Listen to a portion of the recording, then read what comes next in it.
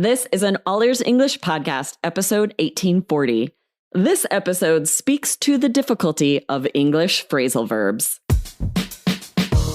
Welcome to the All Ears English podcast, downloaded more than 200 million times. Are you feeling stuck with your English? We'll show you how to become fearless and fluent by focusing on connection, not perfection, with your American host, Aubrey Carter, the IELTS whiz, and Lindsay McMahon, the English adventurer, coming to you from Arizona and Colorado, USA. And to get your transcripts delivered by email every week, go to allearsenglish.com/subscribe.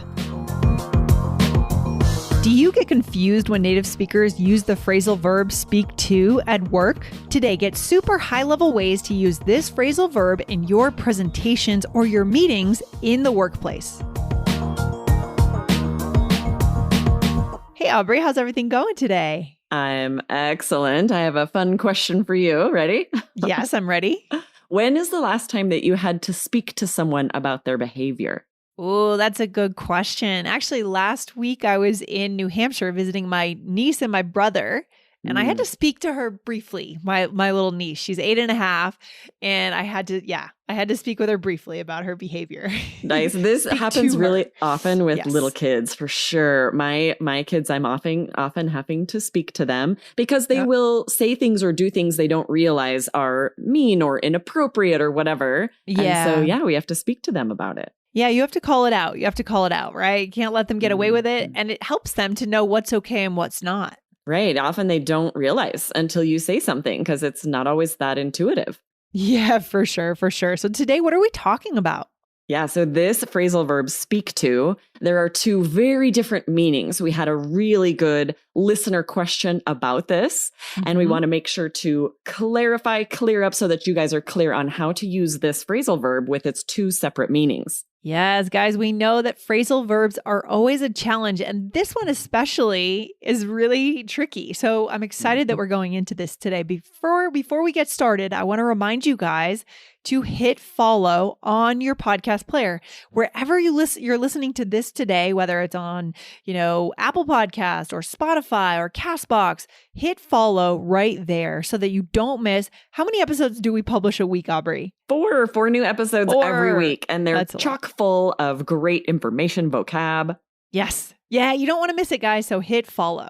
Okay, so do we use this a lot in business English, Aubrey? Yeah. So the version we were just talking about, speak to, often we use with kids, but also in business. If someone's behavior is inappropriate, a manager might have to speak to them about it. If they're arriving late all the time, or if maybe they're not paying attention in meetings or attending meetings when they should, then someone would need to speak to them. So we use it there as well. Okay, to speak. Yeah, okay, good. So we have a question from a listener. Should I read that question? Yes, and this is going to be the other use of speak to. So this is going to get interesting. Let's hear it. All right, I can't wait. Here we go. All right, I want to thank you, both of you ladies, for helping us improve our English. It was always a mess before I started listening to your episodes 5 months ago. Since I'm a pharmacy student and I also am learning Turkish now, I have one question. In one of your episodes, you mentioned a phrase, speaks to the trends. I searched for it, but I couldn't find any satisfying answer. Thanks in advance, your big friend, Nora. I love it. Oh, thank you, great. Nora, for writing in. Yeah, thank you. It's always fun to hear, of course, that the podcast is helping others. But I really loved in this comment that Nora heard this phrase, trying to find out what exactly does this mean? But then this happens to all of us. We've all experienced this frustration of Googling, searching, trying to find something, and there's just not really much about it, or maybe it's not clear. Yeah. So I'm glad we'll be able to clear this up. I know, guys. Send your questions just like this one to Lindsay at allearsenglish.com. These are great questions and they make great episodes. And I could see how she might be confused, Nora, about this, right? Speaks to the trends. It sounds like I'm speaking to someone, but I'm not.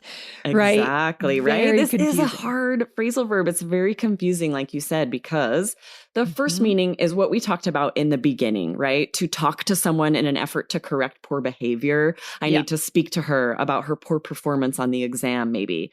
But then we have this second very separate meaning that was in that podcast episode, which is a very interesting meaning. You might say, this speaks to the trends, and this means it gives evidence of something.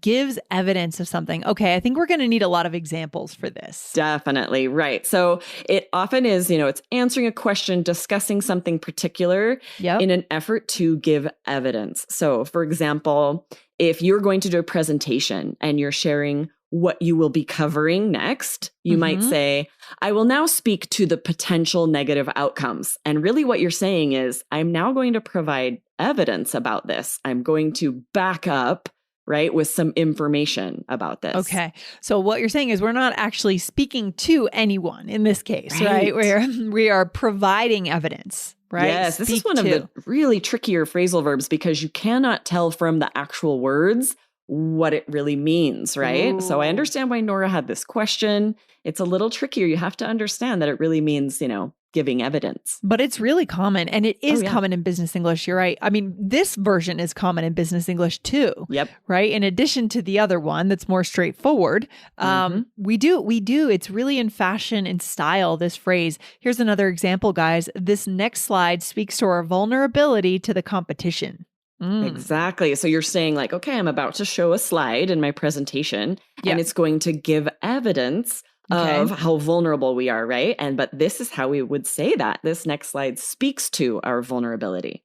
Okay. And the next part is, the next situation where we might use it is interesting, right? What is it? Yeah, we also, if a question is asked for something to be covered or for evidence to be shared, for example, you might ask the question, can you please speak to the effects of pollutants on the environment?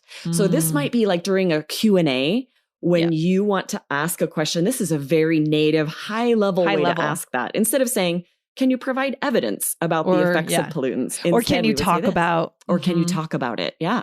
Yeah, I like that so much better. It sounds native and natural. It sounds professional too. Very much so. It? Yeah.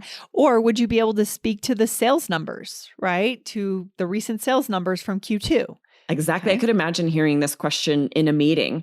If, we're being bombarded by lots of different information, but we see something missing, this would be perfect to say, would you be able to speak to and then share what you need information about? Yeah, I love it. I love it. Okay. Is there another situation where this speak to comes out?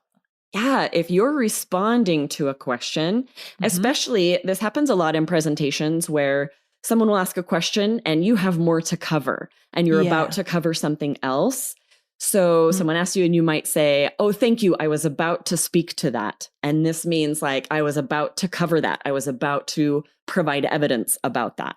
Yeah, or I'll speak to that in a few minutes when we cover next steps. This is great because it's so important to have that skill when you're giving a presentation and someone interrupts you or comes at you with a question and it's coming later in your presentation, guys. You need something to say. Okay. Exactly, right? We cover this in our business course that you really want to make it clear at the beginning when questions will be, when you can ask them, when will be the best time. But even if you do, there may be someone raising their hand who has a question in the middle. And this is a perfect thing to not let yourself get derailed.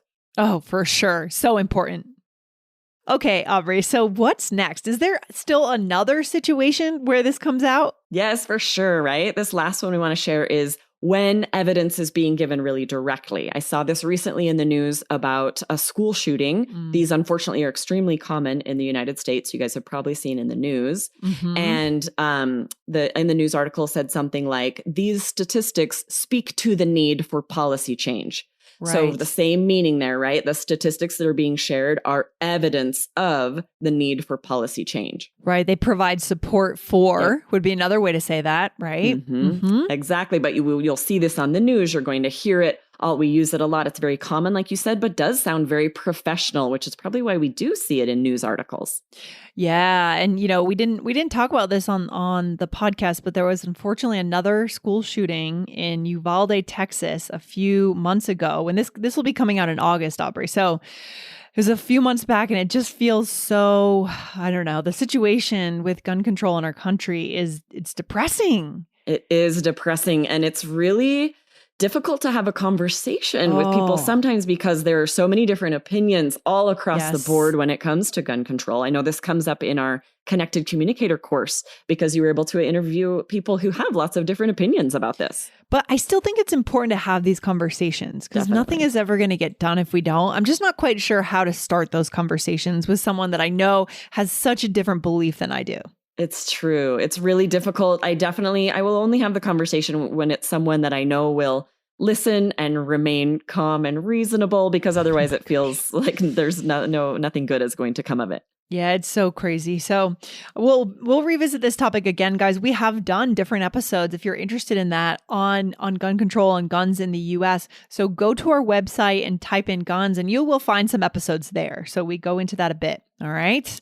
Yes. Good. And then, so again, just with providing evidence, imagine at work, I could see this coming up in business if you're talking about marketing strategies and thinking about the audience for advertisements, right? Yes. Or what we want an ad to say. We might say, we want the ad to speak to the affordability of the product. And again, just means we want the ad to show evidence for, give support to how affordable our product is. Right. Or another way to say this could be to represent, right? The word represent comes to mind. We want it to represent the affordability of the product. Okay. Exactly. So you can see that it doesn't even have to be a human that's speaking to something, right? An advertisement can speak to affordability or something like that, right? Love it. Love it. So cool that this one phrase can do so much. It's quite versatile. I love it.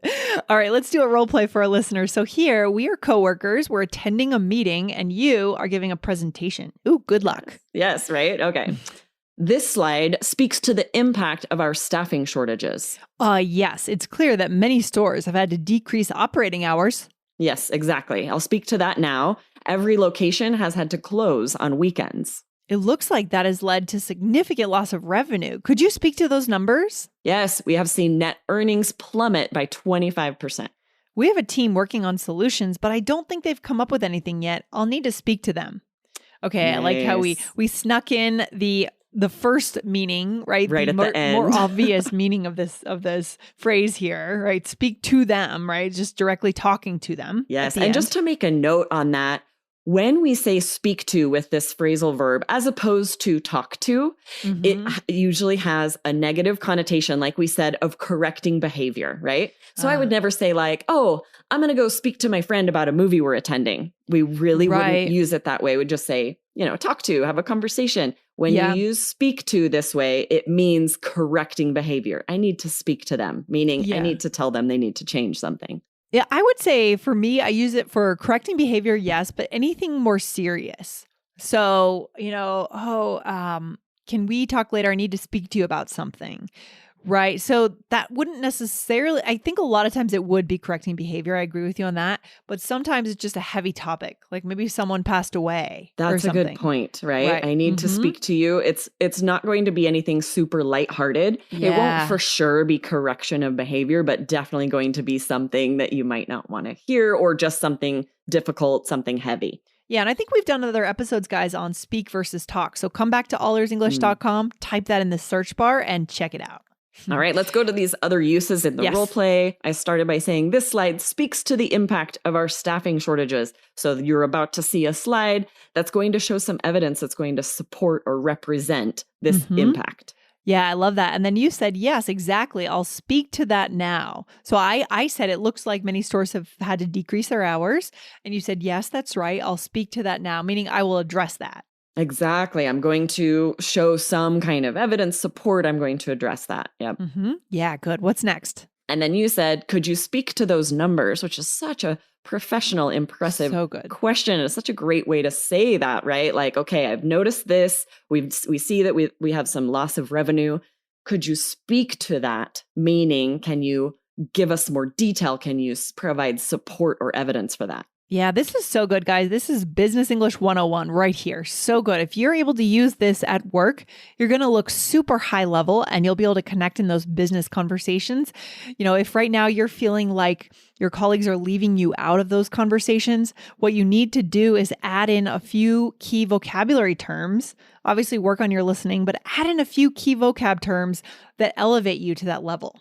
Yes, the elevation is really what it's all about here. I think that's a great takeaway for you guys that you're at that level where you can use this very professional, very impressive phrasal verb, right? You can. Often we think about phrasal verbs as being more informal. This is one that isn't as much. It feels and sounds very professional. It's very appropriate in the business workplace and will impress your colleagues. Yeah, I mean, I would say as a first step, guys, listen for it. Listen for it for your colleagues because they're going to say it, right? Yes. They're definitely saying if you're working around native English speakers nowadays, it's very trendy again. For sure. I think this week we're teaching a lot of the last few months, we've taught a lot of trendy stuff, right? Things that are really in fashion right now. It's true. And it makes sense because often they're answering questions that come in because you guys are hearing it out in the world and not understanding and asking us, what's going on here? It's so good. So guys, listen for it. And then once you feel confident, you totally understand the context, go for it. Don't hold back, right? That's how we learn to connect is by using new words. Yes, exactly. And don't shy away from using phrasal verbs. They are tricky. They often have multiple meanings like this one, 2 totally different meanings for the same phrasal verbs. So crazy. So difficult. But you guys are at the level where you can be trying them, using them, and really taking your English to the next level. Yeah, you guys can do it. All right, Aubrey, this has been great. I'll see you in the next one next time. Awesome. Thanks. Take care. Bye.